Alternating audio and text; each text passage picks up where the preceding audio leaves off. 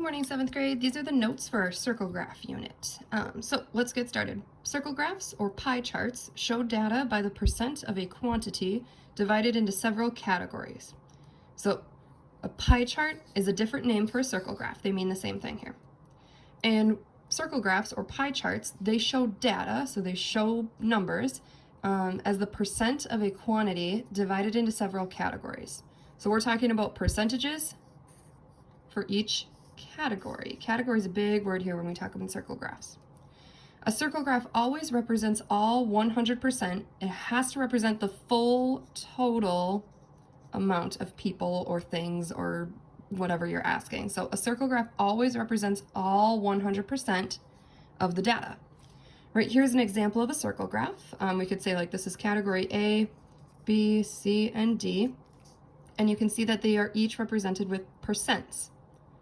And I'm just going to put sector right here as a reminder. Remember that a sector, that's the word for like a slice of a circle. We also have all of these little angles in here. These are called central angles. So the angles right here are called the central angles, and each sector has a central angle.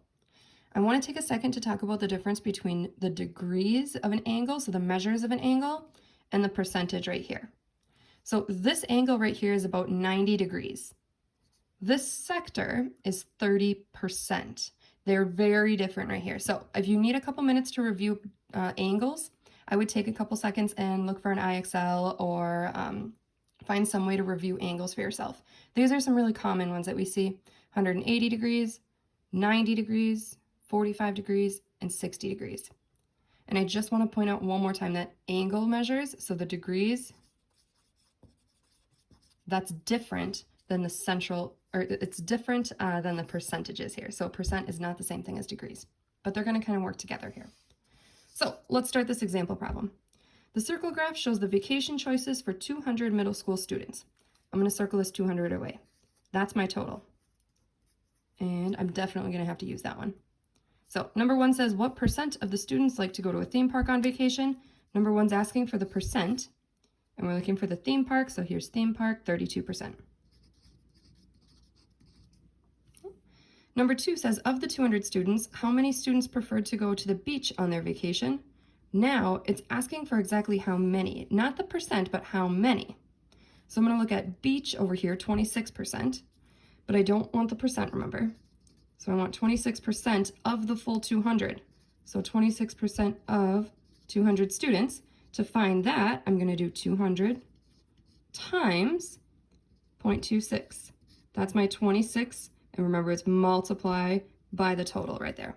So 200 times 0.26 is 52. Number three, of the 200 students, how many students like to go camping or to the mountains? Explain. So again, we're looking for how many, so that's the exact number, so we're going to have to do a little calculation, but now we want two different categories. Let's kind of think about these categories separately first. So camping, that's 15%, and I want 15% of 200, so that's 200 times 0.15. So 200 times 0.15, that gives me 30. So I know that there's 30 students in this 15% category.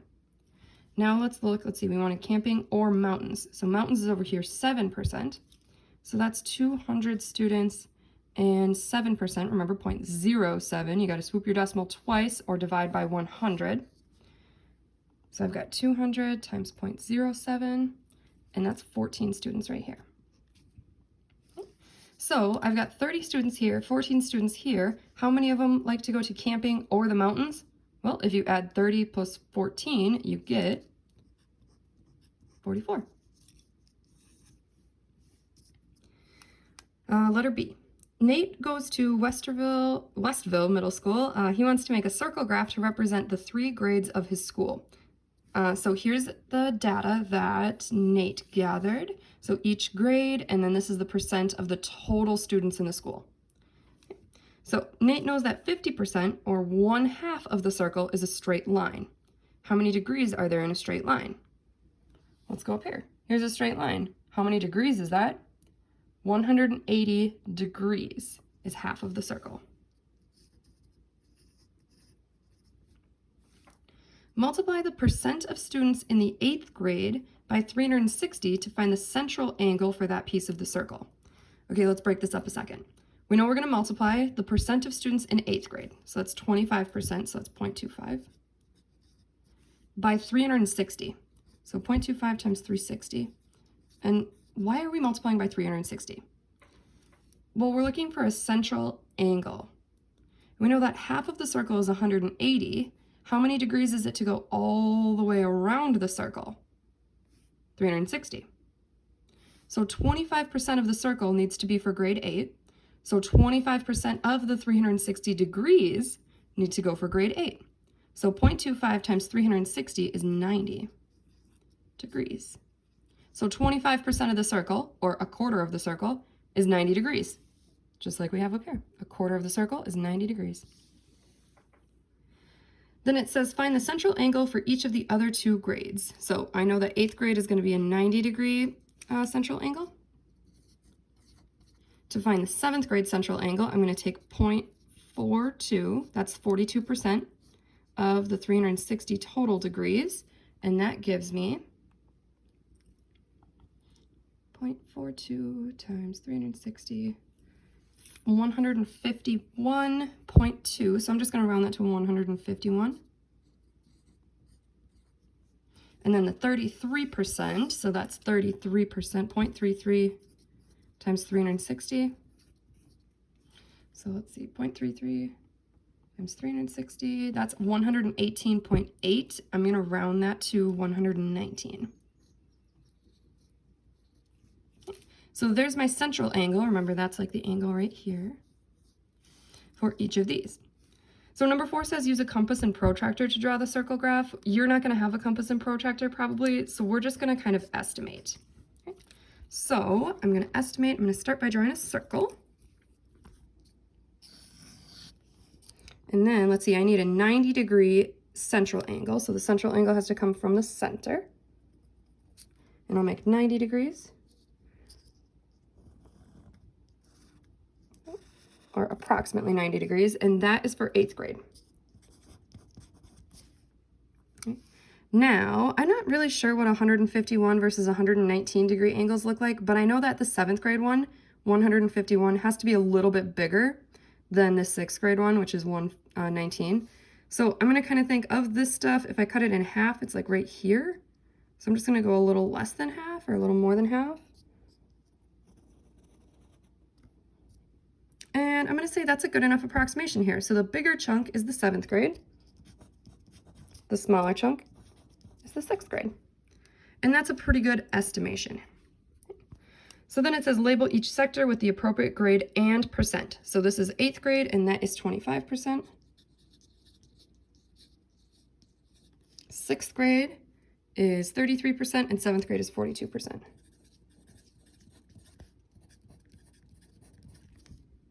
Perfect. So now I think the best way to do this is if you pause this video and try these problems, then come back and you can check your answers with me. But if you pause and try them on your own first, you're going to get a little bit more practice and you're going to know better if you know what you're doing. So pause, try the problems, then come back. All right. Number 1, the circle graph shows the size of the businesses in Westville that have made the decision to go green. What percent of the businesses that decided to go green were small? We're looking for a percent. We're looking for small, 13%. There are 170 total, that's my total businesses, that participated. How many, so this is exactly how many medium-sized businesses decided to go green? 39% were medium, so that's 0.39, times the 170, 39% of 170, and that equals 39% times 170, 66.3. So I'm going to round that to 66 businesses because you can't really have 0.3 of a business. So now here, make a circle graph for the data. So in order to do this, we're going to have to first figure out what's the total. Remember that circle graphs are all about total. So I'm going to add up all of these numbers right here to find the total number of students. So 20 plus 38 plus 28 plus 36 plus 42 and 36. I got a total of 200. Okay. So now I need to find the percentages for each one. So let's see, 20 students and 200 total. That's 20 divided by 200 to find my percent. So 20 divided by 200 gives me 0.1. 0.1 is the same thing as 0.10, which is 10%. Same thing right here. We're going to take 38, the part divided by the total. 38 divided by 200. Oops, 38 divided by 200. And that gives me 0.19. That's 19%. Same thing all the way down. 28 divided by 200 is 0.14, which is 14%. 36 divided by 200, 0.18, which is 18%. 42 divided by 200, 0.21, which is 21%. And 36 divided by 200, 0.18 again. So that's 18%. Now, to make a circle graph of this, let's see, these look like they're all approximately the same, but this one's just a little bit bigger, and this one's probably a little smaller. So I'm just going to do approximations again. I'm going to start by drawing a circle, and I've got 1, 2, 3, 4, 5, 6 approximately equal parts. So I'm just going to kind of lightly divide this into 6, and then I'm just going to kind of make some of them. This one's going to be a little bit bigger, so maybe I'll make this one just a little bit bigger. So I'm going to say that's the 21%. And then let's see, a little bit smaller. So let's see, maybe this one can be the 14%. I can leave these maybe about the same size. We'll say they're 18%. And I have a 10% left and a 19%. So 19% is kind of bigger. So I'm going to make that 19% a little bigger. Oops, 19%. And then I've got a 10%, which is a little bit smaller. So you can tell it's not going to be exact. It's really hard to get these exact, especially if you don't have the tools. So if you have an approximation, that's going to be good enough for me. As long as I can tell that this 21 is definitely bigger than this 14, and this 10 is definitely smaller than everything else, I'm going to call this one good enough. Okay. I'm going to let you do your own for B, and then I want to focus in on this one right here. Determine the actual number for each color group. So if I just give you the percent, and I want to know the actual number, this one's actually impossible.